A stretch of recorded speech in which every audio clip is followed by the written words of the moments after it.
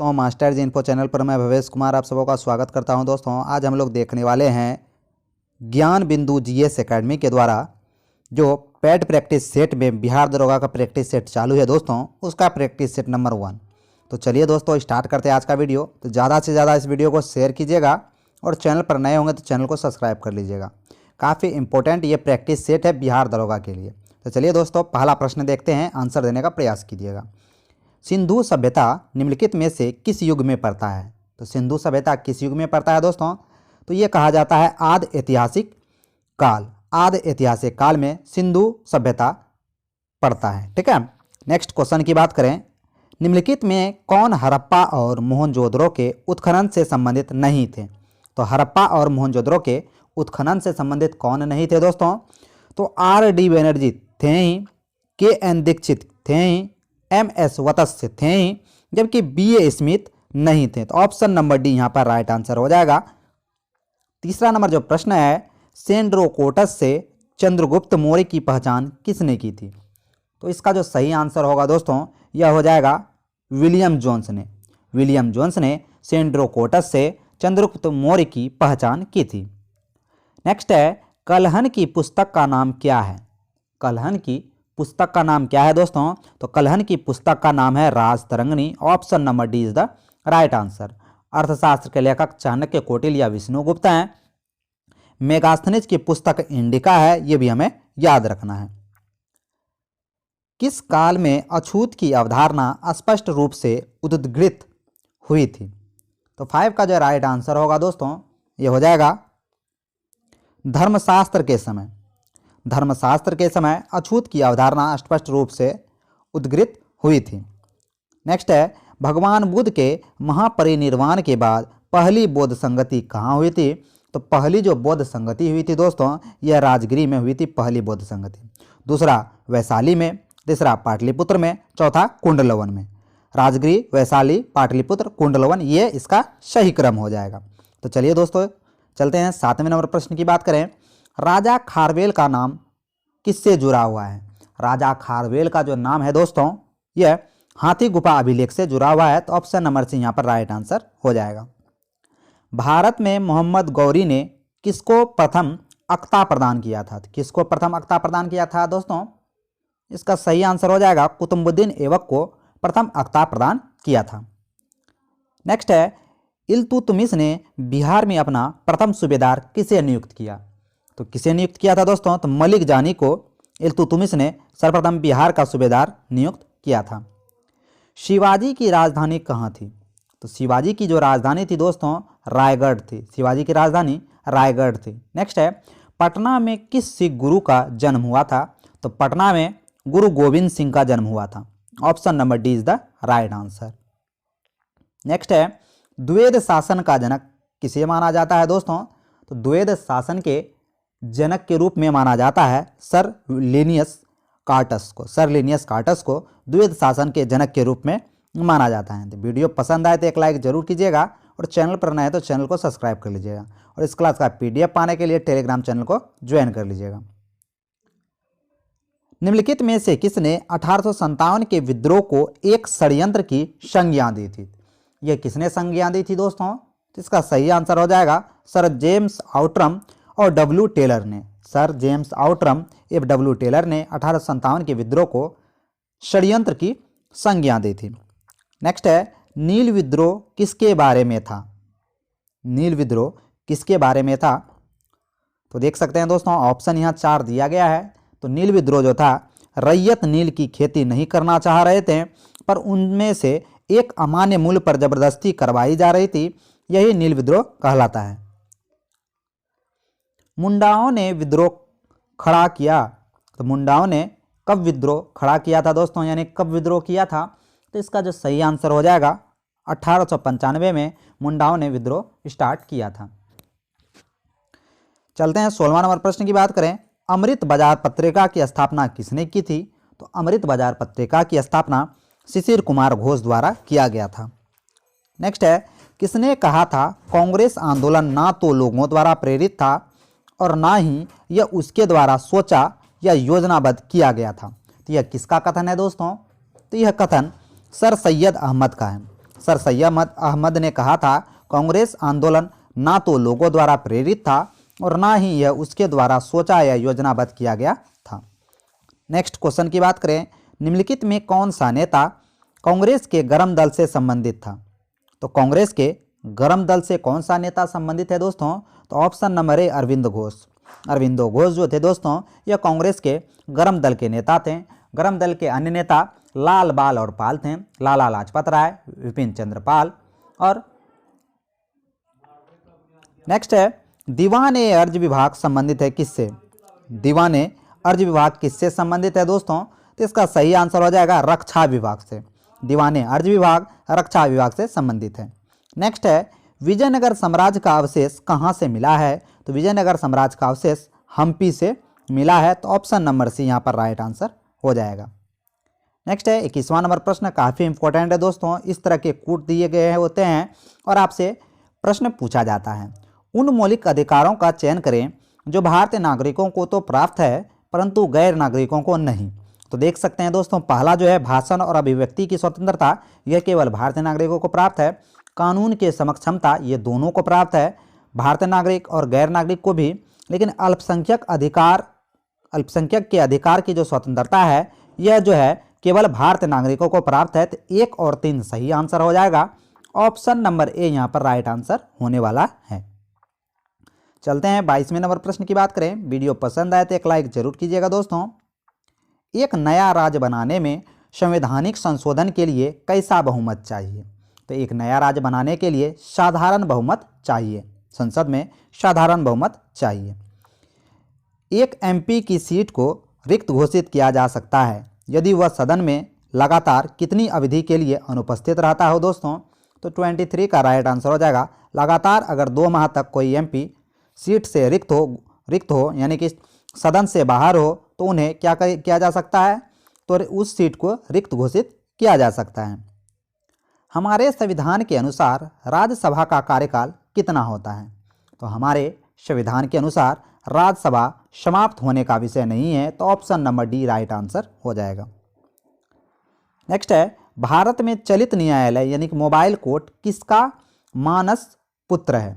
तो 25 का जो राइट आंसर होगा दोस्तों, यह हो जाएगा डॉक्टर APJ अब्दुल कलाम का यह मानस पुत्र है दोस्तों।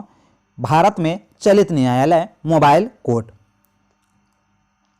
एक उच्च न्यायालय का न्यायाधीश अपना त्यागपत्र किससे संबोधित करता है?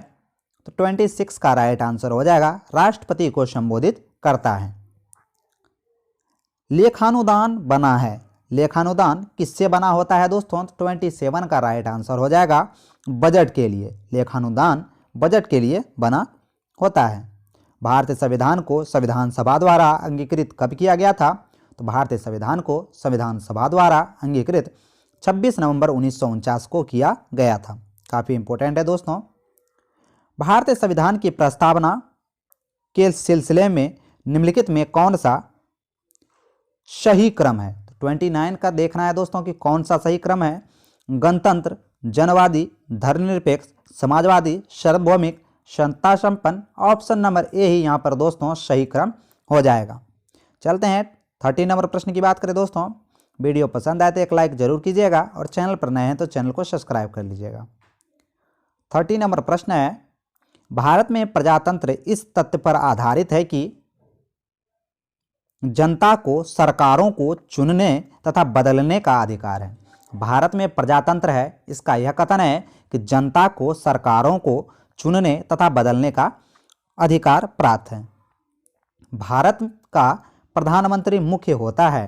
तो भारत का जो प्रधानमंत्री होता है दोस्तों, यह मुख्य होता है केंद्र सरकार का।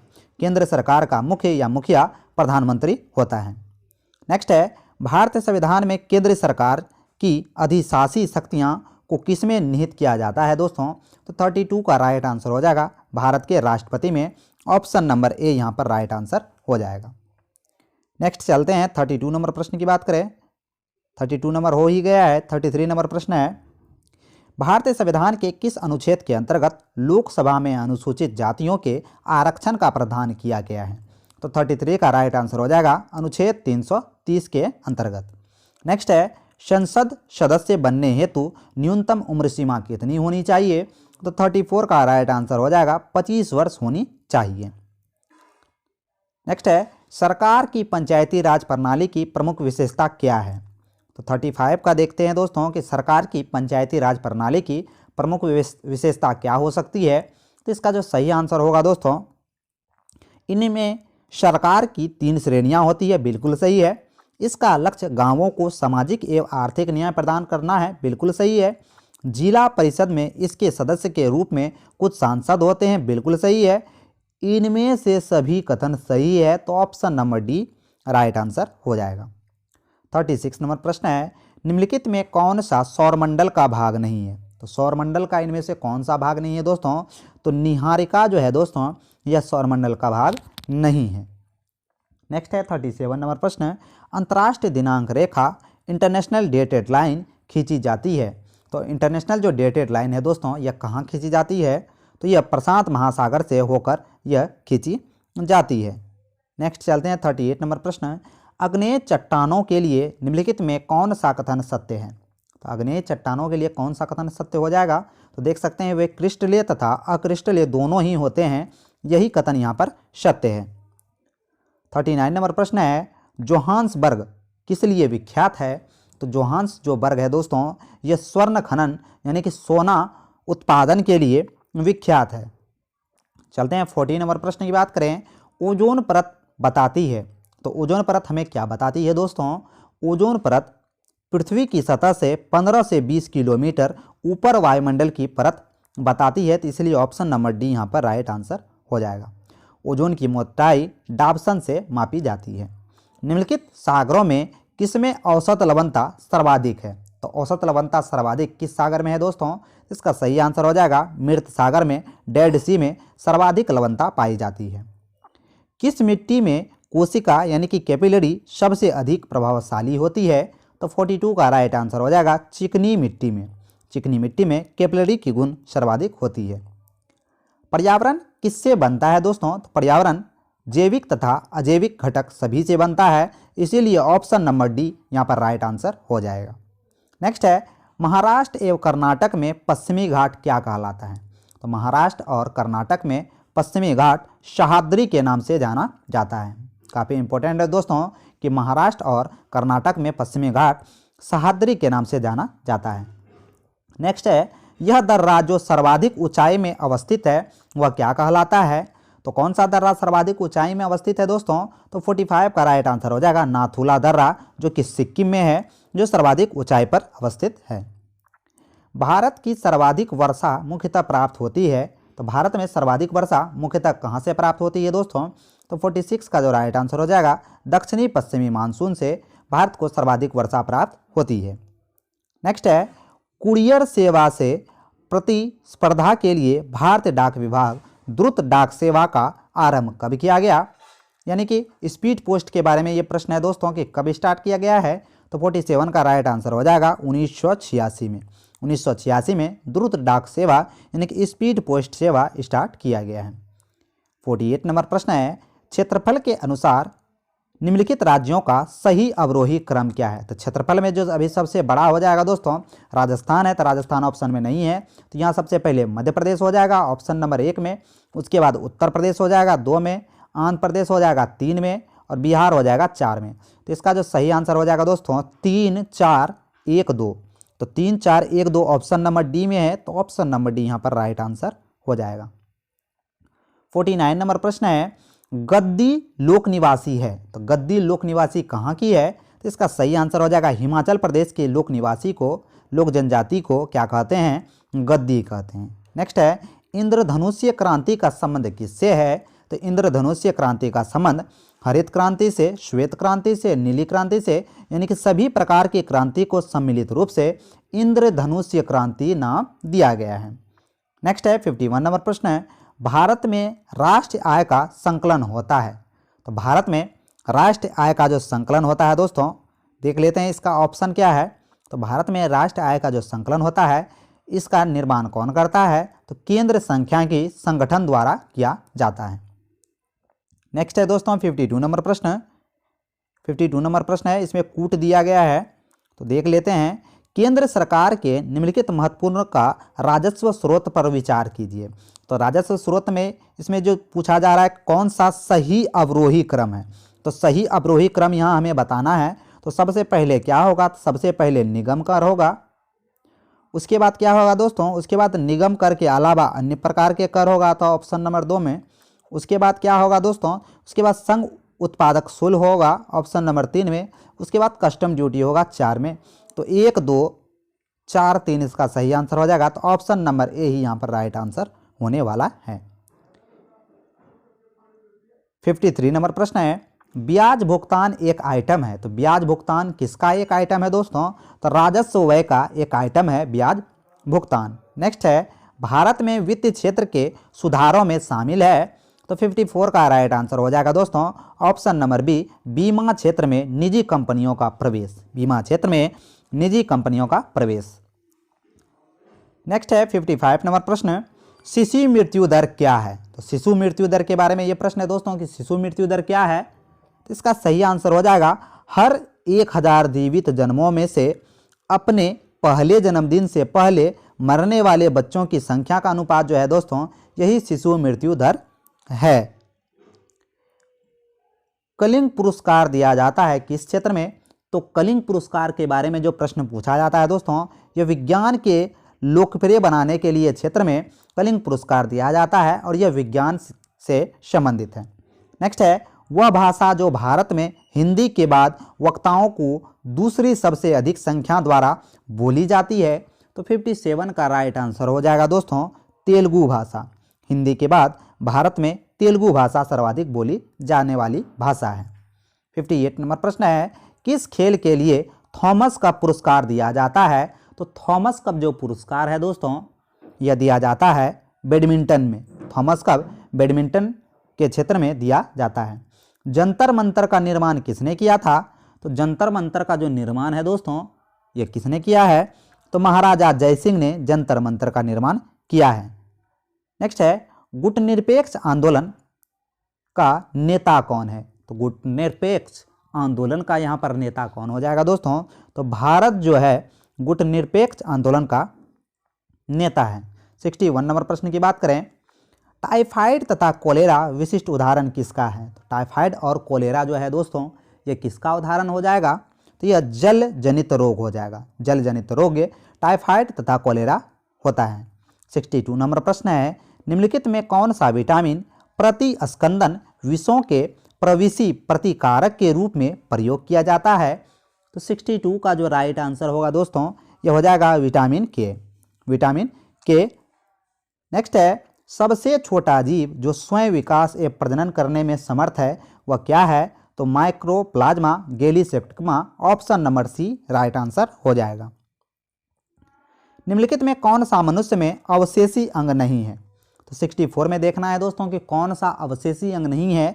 तो देख सकते हैं, सामने वाले चपटे दांत जो हैं दोस्तों, जिसे इंसीजर कहते हैं, यह अवशेषी अंग नहीं है। जबकि वर्मीफॉर्म अपेंडिक्स, निकोटेंटिंग पर्दा और कर्णपालिका के कर्णा मांसपेशियां, ये सब क्या है। तो अवशेषी अंग है।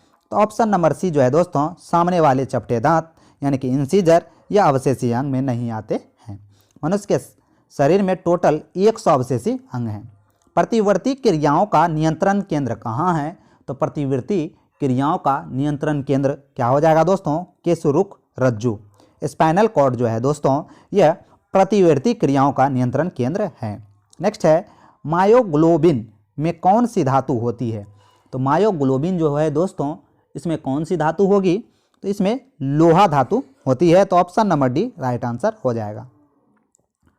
डॉक्टरों द्वारा एनास्थीसिया के रूप में प्रयोग होने वाला हास्य गैस कौन सा है। तो 67 का राइट आंसर यहाँ क्या होगा दोस्तों, 67 का राइट आंसर हो जाएगा nitrous oxide option number C. Thyroid ग्रंथि थायरोक्सिन स्रावित करने के लिए उत्तेजित करने वाला अंतस्रावी हार्मोन कौन सा है। तो 68 का राइट आंसर हो जाएगा दोस्तों TSH हार्मोन। TSH hormone.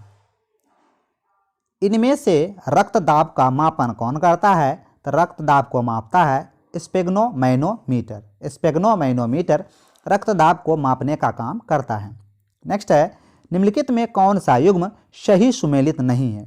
तो कौन सा युग्म सही सुमेलित नहीं है दोस्तों? तो 17 का देख लेते हैं कौन सा युग्म सही सुमेलित नहीं है। रेटिनॉल जीरोप्थिलेमिया बिल्कुल सही है। टोकोफेरोल बेरी बिल्कुल गलत है। साइनोकोबालामाइन रक्त अल्पता बिल्कुल सही है।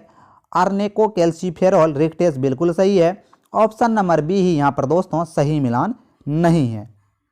71 नंबर प्रश्न है, श्वेत प्रकाश को नली में कैसे पैदा करते हैं? तो श्वेत प्रकाश को नली में किस तरह से पैदा किया जा सकता है दोस्तों? तो ये अणुओं को दोलित करके श्वेत प्रकाश को नली में पैदा किया जा सकता है। 71 नंबर प्रश्न की बात करें, टरबाइन एवं डायनमो से बिजली प्राप्त करने के लिए किस ऊर्जा को विद्युत ऊर्जा में परिवर्तित किया जाता है? तो 72 का राइट आंसर हो जाएगा मैकेनिकल ऊर्जा को। 100 वाट का बिजली का बल्ब यदि 10 घंटे जले तो बिजली का खर्च कितना होगा? तो टोटल को गुना करके 1000 से भाग देने पर कितना आएगा दोस्तों? तो 1 इकाई बिजली का जो है खर्च आएगा। नेक्स्ट है, पदार्थ के संवेग और वेग के अनुपात से कौन सी भौतिक राशि प्राप्त की जाती है? तो 74 का राइट आंसर हो जाएगा दोस्तों द्रव्यमान जो है दोस्तों द्रव्यमान प्राप्त किया जाता है। ठंड के दिनों में लोहे के गुटके और लकड़ी के गुटके को प्रातःकाल छुएं तो लोहे का गुटका ज़्यादा ठंडा लगता है, ऐसा क्यों होता है? ये प्रश्न पूछा जा रहा है। तो ऐसा इसलिए होता है क्योंकि लकड़ी की तुलना में लोहा ऊष्मा का अच्छा चालक है। तो ऑप्शन नंबर बी ही यहाँ पर राइट आंसर हो जाएगा। ठीक है दोस्तों।